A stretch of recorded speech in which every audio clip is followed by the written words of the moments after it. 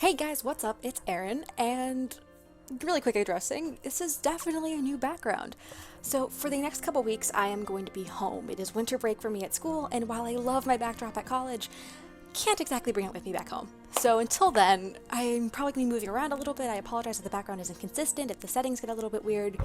I'm going to have to completely adjust them for being back home on the other side of the country. That being said, this is Chapter 5 Menagerie. I have been waiting for this for a very, very long time. As soon as they brought up Menagerie in the World of Remnants, I recorded a reaction for it but never put it up. I was ecstatic. I was like, yes! Yes, faunist culture, sign me up, sign me. That is some good. So I'm very excited for this, and I hope my backdrop isn't too distracting because I have my little bookshelf of trinkets. So yeah, we got Pyrrha's, both of my Pyrrha crowns, my crescent rose, my Pyrrha shield that's signed by Ken Brown and Kim because RTX. I'm getting excited here. I had a lot of caffeine and I'm sleep deprived. So, with that being said, this is Menagerie, and I apologize if I get really close to the camera or I get far away, but my laptop is balanced precariously on my dresser, and I kind of have to get close to it to press buttons. So, hopefully this will work properly. And here we go. Dance number. That's the wrong way to move. Oh god, I can't sing because my family is here. I'm so sad.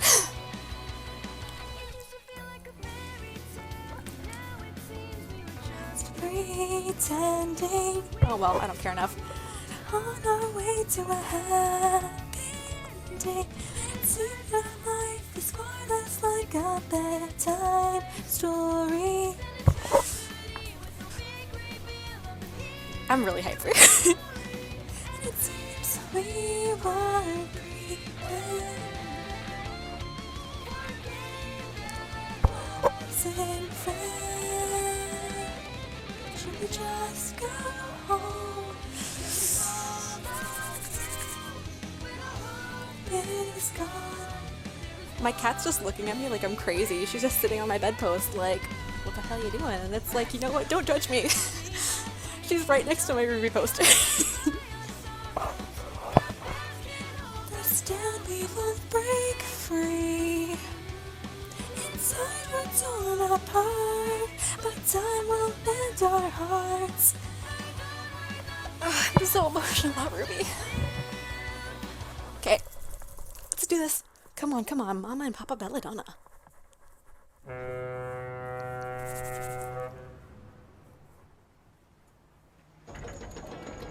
Oh, that is some nice rendering and lighting.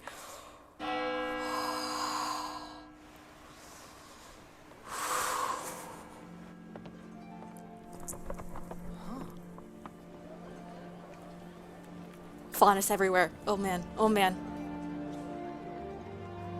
I love this already.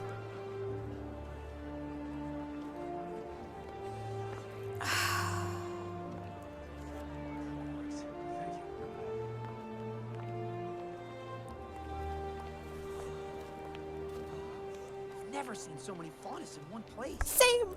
This is the one place everyone can feel safe, no matter who or what they are. I have a feeling that's gonna change soon, Blake. Wow.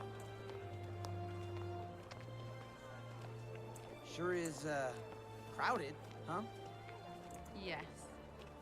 Yes, it is. She's not happy about that. Is it always so cramped? Well, when you try and take an entire species and put them on an island that's 2/3 desert, yeah, it tends to be cramped. Ooh, she's What? pissed. You guys have that much more space? Why waste it? A little desert never hurt anyone.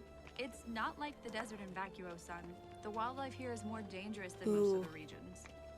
So, they gave us a terrible island in the corner of Remnant to try and shut us up. Do you mean what That's the a US pretty good did to summary, Native yeah. Americans? Because Huh. points at reservations. Jerks. Amen. Oh Try man. to make the best of things. Whoa. His expressions are... Oh. This is Kuokawana. It's beautiful. She's so happy. I take it all back. This place looks great. Why would anyone ever want to leave? That's not the point, son. We asked to be equal, to be treated just like everyone else. Instead, we were given an island and told to make do. So we did the best we could. We came together and we made a home where any faunus could feel welcome. But this island, this town, will always be a reminder that we're still not equal.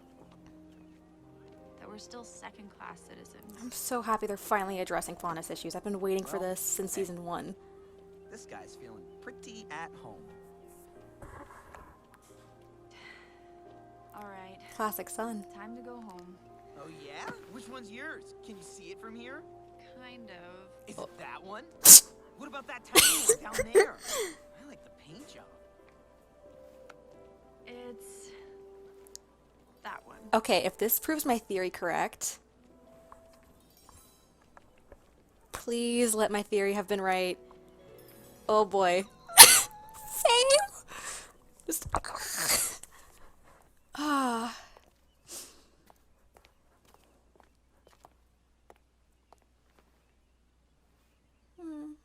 What is it? It's just been a long time since I've seen my parents. Pre You came all this way? running away from the White Fang. Which, if my theory was right about her father originally leading it, he probably was not too pleased about her working in a White Fang under... Okay, if we're being honest, Sienna that's Khan. kind of intimidating. You don't say, son. Really? It's a... Mama Belladonna! Hi, Mom. I love her. My baby girl. Aw, precious Mama Belladonna.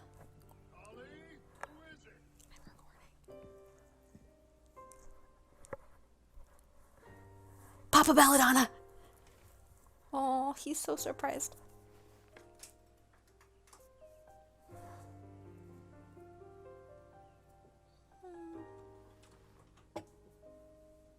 We were horrified when we heard the news. It's a The reprise Kingdom of of, Vale wasn't perfect, from Volume but 1. it certainly didn't deserve what happened.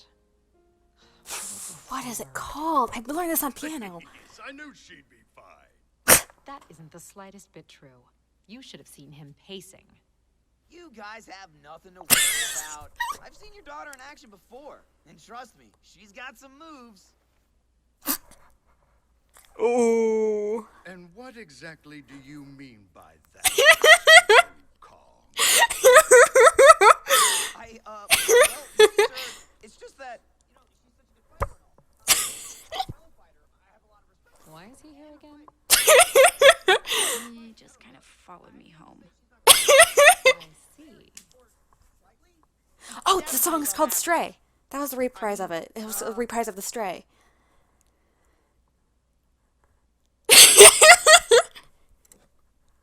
This tea is really good. Same?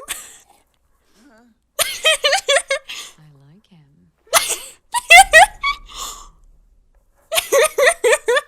Darn it, I completely forgot about the meeting. Gira? Give me a moment. Gira, okay.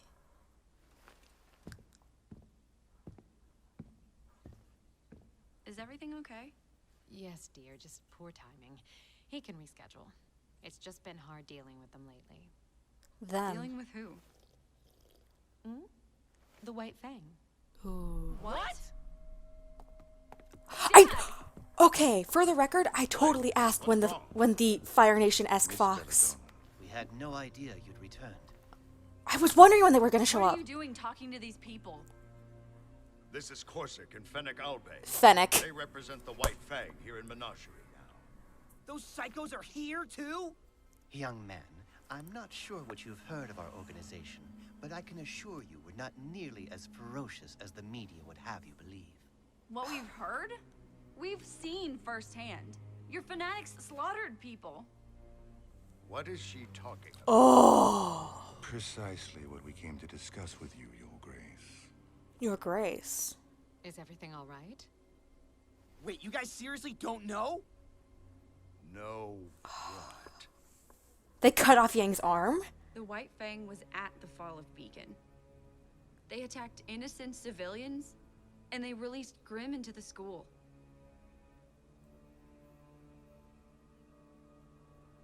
Is this true? Sadly, Your Grace, it is. Don't act like you're... That's enough. Explain yourselves. Quickly.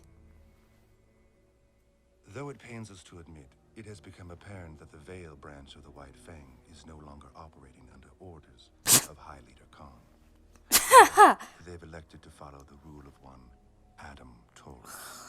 I believe you're all familiar with the young adept and his extreme philosophies. No, Beacon wasn't the first time the Fang started shooting up Vale. The High Council had their suspicions of a splinter group, but they could prove nothing until this latest incident. Incident? People are dead. And it is a tragedy. Your Grace, we They came to sound assure so you that Brother indifferent. Taurus and his followers do not represent the will of the White Fang. And how can I be sure of that?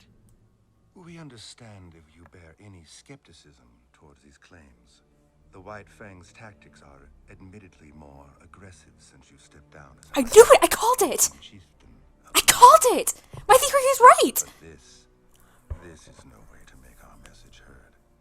We have ample documentation from the council meeting, as well as several strategies to apprehend and punish these strays if you'd care to review them. Strays again. I will. But another day. I'd like some time to reconnect with my daughter. Damn right. But of course, Your Grace. We completely understand. It was a pleasure to see you again, young Blake. We were saddened when we heard of your departure from the White Fang, but understand if you can no longer support our cause. It is a wearying fight, after all. That's Who manipulative says as I'm fuck. done fighting? If you ever do wish to return, you need merely to come find us. Sister Ilya would be elated. Ilya. Why does that sound Goodbye, familiar? gentlemen.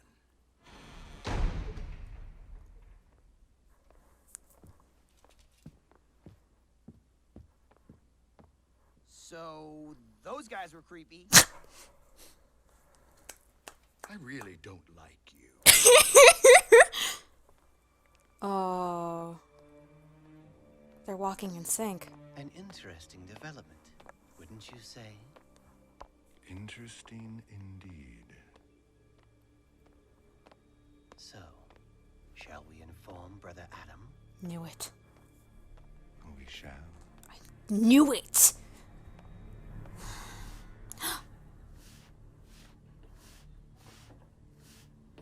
Oh no.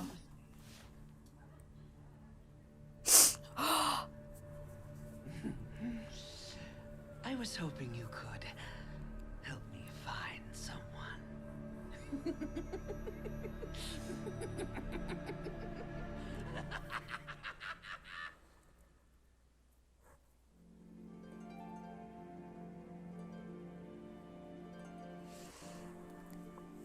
Well, that was a thing. That was definitely a thing. Okay, I'm not really sure where to start with that. I guess for my extended chanting, my theory was correct. And I'm referring to what I was talking about, I think after the first episode came out, about how I was theorizing that it was Blake's father who was originally the head of the White Fang. Either the head of or one of the heads of. I was thinking that if he wasn't the head, that he and Sienna Khan were like the trainees under the true head. And it looked like Blake's father was going to take over, but something happened. Sienna Khan blackmailed him or something, and he was forced to step down.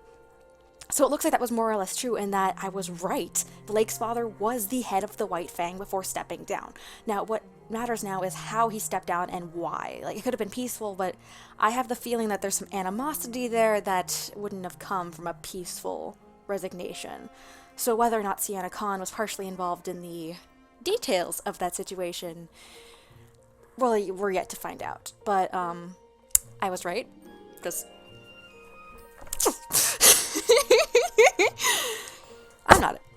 I'm not happy about it though. What are you talking about?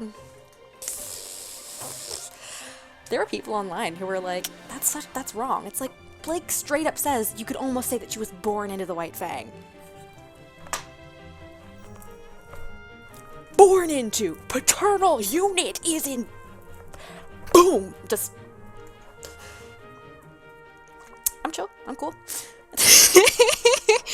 But, I love Blake's mom. Blake's mom is perfect. Just, oh my god, just, I like him.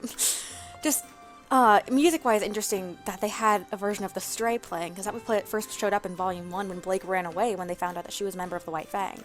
So having a reprise of that when she's coming home to her father, who was the leader of the White Fang, it's almost poetic, and I dig it. But it's funny, because I was talking to David, I think it was last week, and I can even pull up, like, the text receipts. I have the receipts. That I was wondering when we were going to see the Fox Faunus that were in the opening trailer, because they're very Fire Nation-esque. They look very menacing. And I was really intrigued by their designs, I was intrigued by the personalities, just the way that they showed up and the context of it. They immediately followed Adam. That had to have some significance. So I was really hoping to get to see them soon. So naturally, they came knocking on the door. And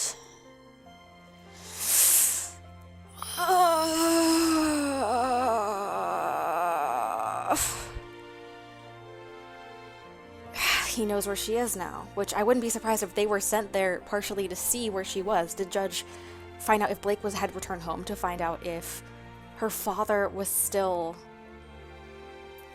had any reservations over stepping down. Maybe he could threaten to come back, but they were so I'm trying to think of the right word for this. They were so distant when they were discussing the fall of Beacon.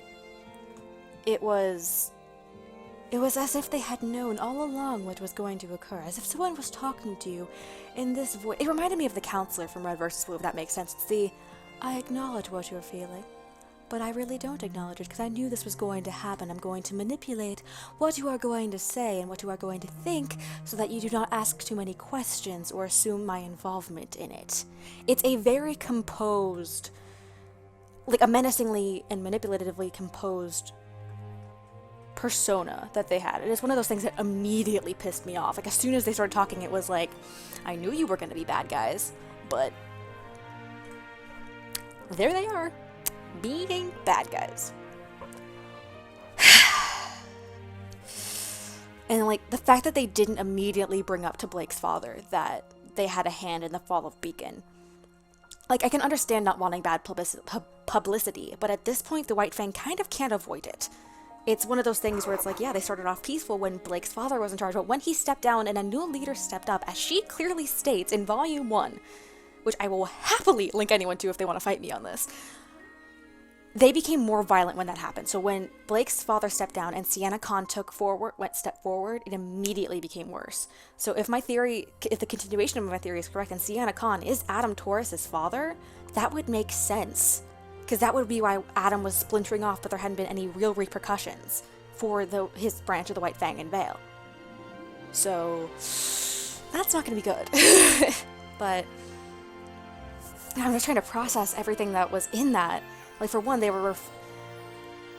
I guess I'll take a minute to talk about Menagerie before I really go into more about Adam. But it's very interesting. And I was very pleased with RWBY as soon as, they brought up how Faunus were treated as second-class citizens, because that's something very important to be brought up. Because it's like, oh yeah, we agreed to, like, there was an agreement that we were all going to be treated equally, no more discrimination, no more problems like this. But the follow-through is not always there. And that's something that's still happening in everyday society. That's part of why I've been so excited to see everything that's been going on with the Faunus, because despite what middle school history taught me, we are still dealing with discrimination. And sometimes it's really difficult to talk about that in modern media without people immediately getting defensive or argumentative about it.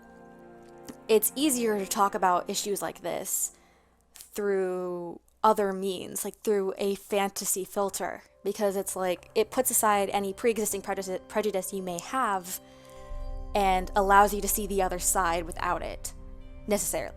Most likely. I mean, people can still cling to whatever they were thinking. But I'm excited to see this in RWBY, because I thought a lot about this. It's one of the main things that caught my interest when it first came out, is I saw this one comic. I'll see if I can find it, and I'll put the link if I can. But it was talking about it showed some faunus discrimination with Blake and Velvet and Sun. And it was Sun being yelled at, like, if you don't want the kids to tug your tail, tuck it away. And Velvet, a bunch of guys yelling, like, hey, want to be my Playboy bunny? It's stuff like that that we haven't gotten the chance to see, and it looks like we're finally going to be able to explore that in Volume 4, which is something I'm very excited for, because this is a huge part of who Blake is. Like, she was raised in the White Fang, fighting basically from birth for true equality. And she hasn't gotten it. None of them have. They're living on essentially a faunus reservation, not even several ones. One-third of an island, because the other two-thirds are probably filled with the desert grim. They can't inhabit that easily. And also, it's an island. There's only so many natural barriers. The only reason those 4 kingdoms survive is because of those natural barriers. On an island, you don't have that.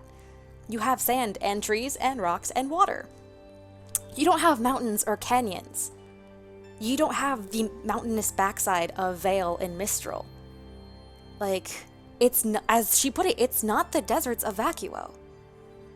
It's something entirely different. They gave them the rejected land that they knew that they couldn't settle. Just be like, oh, here, take this little, like, crumb of, like, if you're promised a meal and someone gives you a crumb and it's like, oh, there, see, you still got food, so you can't complain about it. And I'm going to get a little bit preachy here because this is something that's really important to me, and this will probably happen a lot, so I apologize in advance if you want to skip past it. I'm not surprised, but it's essentially what happened after the US legalized same-sex marriage. Because it's like, oh, you can get married now. Like, what are you complaining about? It's like, there's more to it than that.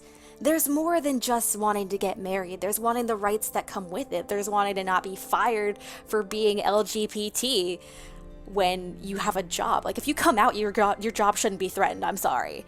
Like, no. And it's a similar concept. It's like, oh, we give you, it's like we give you an inch. Why are you complaining? It's like, you can't live on an inch. You make the best with what you have until you can fight for better. And that's essentially what's going on with the faunus. So seeing that accurate representation is something that makes me very happy.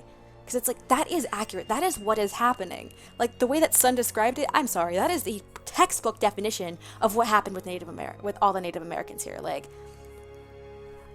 literally, it was like, oh, hey, we're here now. We're just gonna kill half of you, and the rest of you can just go on this little shitty pockets of land, and we'll ignore you. For the most part, we're gonna keep screwing you over and ignore all the raging problems like diabetes and alcoholism. And, you know, you can keep to yourself until we want to do something like build an oil pipeline in the middle of your reservation. Yeah, I'm bitter. But, so it's really interesting to see that. And then moving on to Adam. It's no surprise that he is second in command. If he can arrange a meeting with Sienna Khan for Watts, I believe it was. It's been a while since we've seen him. Then he is definitely not some lone isolated branch. Like, he's clearly getting the okay for this, no matter how much people lie about it, and that should be clear. Like, he just pisses me off, okay? Just Adam Taurus is, his relationship with Blake is abusive, his behavior is abusive, like, his entire persona is disgusting and manipulative and vile, and Jesus Christ, I hate him. Like, as a character, I can appreciate his depth, but as a human being, or I guess a faunus being? No. Just no. Just... no. Just... yes, he's an interesting character, but the fact remains he is an abusive asshole. So, moving on from that topic. Blake's parents are adorable. Sun is hilarious. I love that Blake's father does not like him. I think we all knew from the very beginning he was not going to like Sun. And there it was. It was the proof. And I love that, well, something that I don't know if I loved it or not, but it was a very interesting thing, is that whenever they talked about Adam's branch, they used the term stray. And they used it a couple times. They used it in Volume 1 with Blake's theme at the very end. It was the stray. When he followed her home like a stray. And it was that stray group. And stray is usually a term that you apply to animals, which I find interesting. It's like, oh, it's a stray cat, it's a stray dog. You know, you very rarely hear it's like, oh, it's a stray person. Like, you don't do that. So I'm wondering if it was intentional, if it's some form of internalized prejudice, because God knows those exist. I've dealt with those before. Like, it's very interesting. I found this episode very, very interesting, very thought-provoking, and I'm still really happy that my theory was confirmed. So, I think that's actually all I really have to say. It's going to be a shorter episode than usual. I have a lot to think about, for sure. I really want to see Weiss again. I feel like it's been a little while since we've seen Team Ranger and Weiss, and part of that could be because I'm cosplaying Nora and I'm cosplaying Weiss this winter, so I mean, I'm kind of hopeful for them to show up, but totally forgot to talk about Tyrion. I ended the video, started texting people, was about to Skype a friend, and I realized I totally forgot to talk about Tyrion. Dear Lord, like, we knew he was going to follow RWBY. That was kind of like a thing. Like, it was established he was going to follow RWBY. That was his singular job to do as the general lunatic of Team Witch. Like, that was his duty. And he is close behind them. He was right at the Higamana bar, about to talk to Kim Newman's character. Like, he is close. We're going to have an epic fight scene. Like, it's a general thing with RWBY. You hit chapter 6 and shit gets real. That's always been how it is. That has always been how it is. Like, especially with with Red vs. Blue, it's the 10th episode, you always see a familiar face. That's always how it goes. Like, I'm trying to think back to Volume 1, but I can't really think as far as episodes go. What happened in the 6th episode, but Volume 2, Episode 6, Extracurricular, that was Mercury. That was the beginning of... That was when Cinder was first like, all according to Keikaku. That was when we finally got the hint that something malicious was happening. That... they were adding people to a list. People like Penny and Pura. It was the beginning planning stages for what was going to happen in Volume 3. In Volume 3, Episode 6 was Fall. That was that was Mercury taking a punch to the robotic legs. That was Yang losing her entire reputation in a span of minutes. That was the beginning of the fall of Beacon. So, Episode 6 generally has some form of malicious content. So, considering that Tyrion just showed up at the end and Adam is being informed of Blake's location, I'd say that things are going to get really real. Especially because in Weiss's concept art, we see that she has a full, like, ball gown dress for a formal situation. And what better place to make a statement than a Schnee Company performance honoring those who fell in the fall of Beacon. So, that was my cat. You understand my sentiment, Tacoma, but things are aligning for problems. Yang is learning how to train with Tai Yang so she can enter the fight soon. RWBY is being followed by Tyrion, and thus so is all of Team Ranger, while coping with the loss of everyone at Beacon and trying to reach Mistral. Weiss, this could be because I read something with it, like a story with it earlier, but she's going to be in a lot of danger. If she's singing up on stage, someone who was at the fall of Beacon, who witnessed it, who can give an eyewitness account, and who on top of all of that is the heiress to the Schnee Dust Company, is definitely going to be a target to the White Fang. Regardless of her personal stance. So she is a target. Blake is a target. And I would not be surprised if Weiss has a serious target on her back. And she's an Atlas. RWBY's in Mistral. She can't get anywhere there to help. Like, this is not going to go over well. Although it could work in the long term, because if Weiss is attacked in Atlas, she may move to a place like a safe house in Mistral. The Schnees probably have houses in each of the kingdoms. So that could be how they reconnect there, but... God damn it, Tyrion!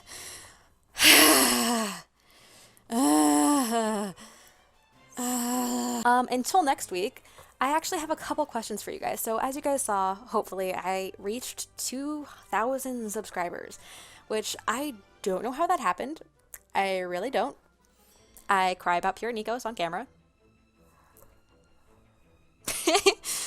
But I want to say a huge thank you to all of you for being really supportive, for interacting with me on Twitter. It really makes my day whenever someone's like, oh my god, like, someone tweeted yesterday, it's like, I probably walked by Puns of Damage at RTX like 3 times and didn't notice, and this is obsessed with me. It's like, someone knows I exist. It's a very pleasing feeling, because I've been, it's a nice feeling that someone's like, oh my god, there's a person out there that I haven't even met who I can relate to and talk to and I'm excited about. Like, I can't wrap my head around that. Like, it's weird that people, like, it's not weird in the sense that, like, a bad weird. It's just, it's strange, for lack of a better word.